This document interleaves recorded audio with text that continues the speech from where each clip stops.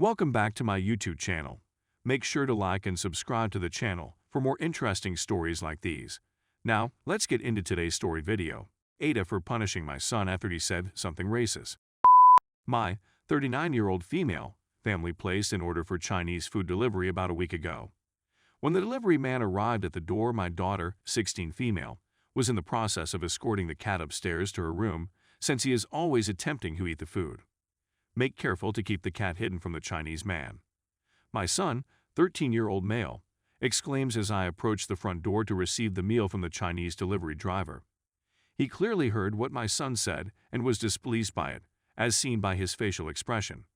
I promptly expressed my regret and accepted the meal. As soon as I informed my kid that racial jokes were entirely inappropriate and very wrong, he refused to acknowledge that he had made a mistake. After that, I had my kid write a heartfelt apology to the delivery guy, whose name was on the receipt, as well as a one-page paper about Chinese culture and a one-page paper on why racial jokes and stereotypes are perpetuated by the media and society in general. The next day, I went into the restaurant and asked him to read his apologies to the delivery guy in front of him, as well as hand over the documents he had written. The driver expressed his gratitude for the apologies and thanked me for requiring my son to make the call. He then informed my son about several incidents in which he had been the target of racial remarks and violence from strangers while working as a delivery driver. That night, my husband, a 43-year-old man, and I got into a fight over my insistence on having our kid do this. Our kid had to apologize, and he informed me that the penalty did not suit the crime. He also expressed his displeasure with the punishment. I explained to him that it was far more humiliating for the driver to be subjected to that level of prejudice and racial stereotypes, and that our son would soon get over his shame and move on with life. I do not tolerate any kind of harsh thinking in my home, and the fact that my kid said anything like that made me feel humiliated as well. My spouse assured me that it was only a joke, and that it wasn't that big of an issue after all. In retrospect, I believe that my reaction was a little excessive, but I believe that it is necessary to assist my kid realize why what he said was wrong and painful. Story 2. AITA for cursing my cousin.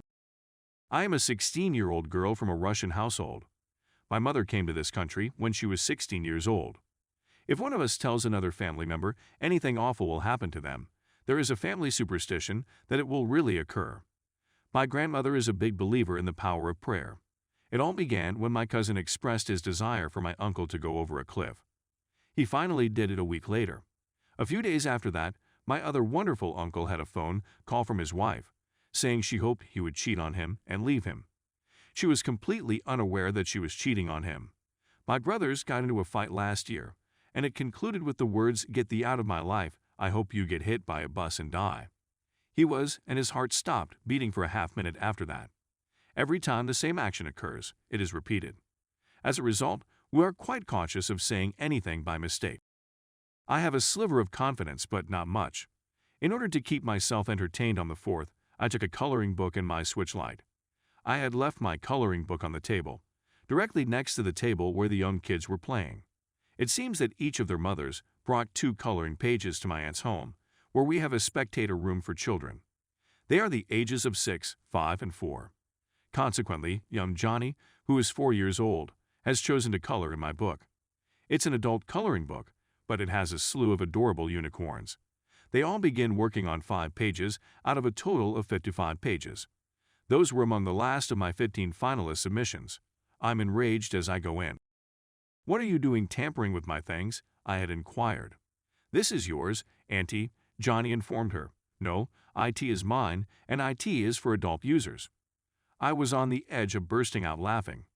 I was ready to burst into tears when Johnny informed me that it was real and that he was sorry Auntie was unaware. Then I grew indignant, adding, "Sorry isn't going to cut it, Johnny. Are you going to refund me for my $1.30? "Sorry isn't going to cut it, Johnny," I said. "I'm not going where you're going." Nita 6 exclaims angrily, "You're shouting at a 4-year-old like he's a murderer or something because he made a mistake that anybody could have done. Leave him alone. IT was a mistake that anyone could make. IT was not his fault, and you're yelling at a 4-year-old like he's a murderer or something. Leave him alone." ITWA. Then the 2 younger children begin to. And it is at this moment that the most irritating, crafty, and slick piece of garbage emerges from the shadows. "What the hell are you talking about with my little brother?" The elder brother exclaims, "Oswald, leave me alone. You're not even linked to me. You're of a mother and my uncle decided to cheat and elope, and you're not even related to me. Get out of here, Oswald, you're not even related to me.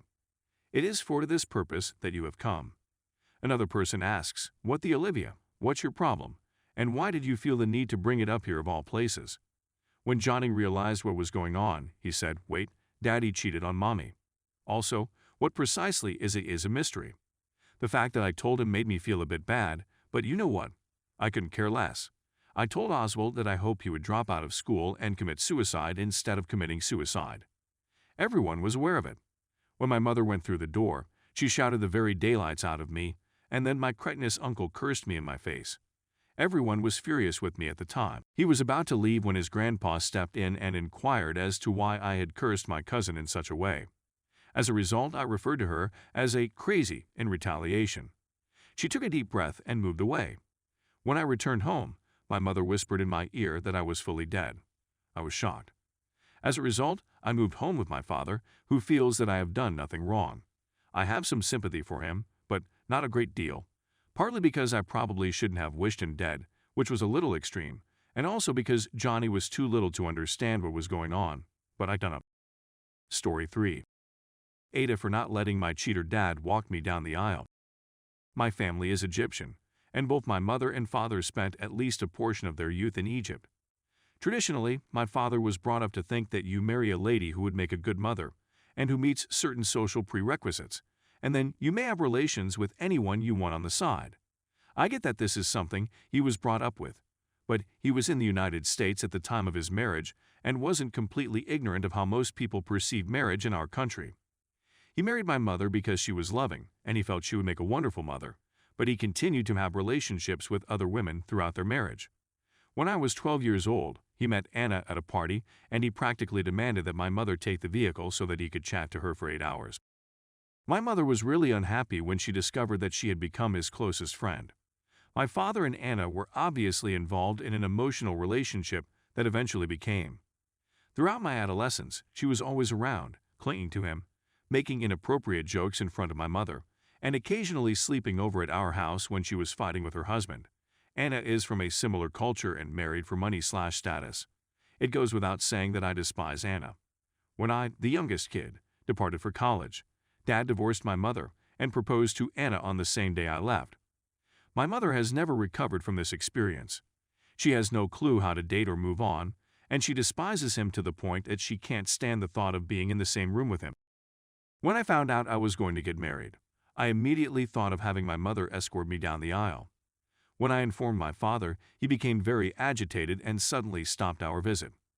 My friend Anna sent me a lengthy and detailed note about how I am a privileged white girl who has no understanding of what it was like to grow up in the Middle East or the events that created my father, and that I'm causing him pain with my ignorance and righteousness. She expressed her displeasure with the fact that he is still paying for my wedding since she believes she does not deserve anything. At this point, I'm tempted to uninvite Anna, but I'm not going to do it. However, I'm kicking myself for not having my father escort me down the aisle.